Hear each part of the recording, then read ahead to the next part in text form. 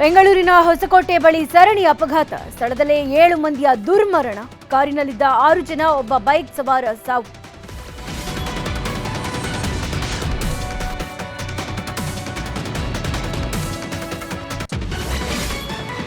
ಬಿಕ್ಲು ಶಿವ ಕೊಲೆ ಕೇಸ್ನಲ್ಲಿ ಭೈರತಿ ಬಂಧನ. ಸಿಐಡಿಯಿಂದ ಕಚೇರಿಯಲ್ಲೇ ತೀವ್ರ ವಿಚಾರಣೆ. ಇವತ್ತು ಕೋರ್ಟ್ಗೆ ಹಾಜರುಪಡಿಸೋಕೆ ಸಿದ್ಧತೆ.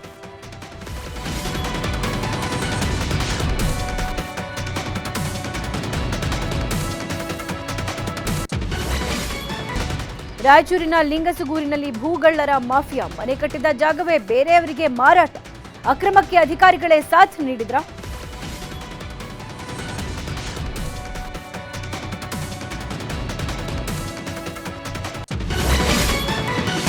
ಕೆರೆಯ ಒಡಲು ಬಗೀತಾ ಇದ್ರು ದಂಧೆಕೋರರು. ನ್ಯೂಸ್ 18 ವರದಿ ಬಳಿಕ ಅಧಿಕಾರಿಗಳು ದೌಡು. ಕೆರೆ ರಕ್ಷಣೆಗೆ ಕ್ರಮ. ಸ್ಥಳೀಯರಿಂದ ಧನ್ಯವಾದ.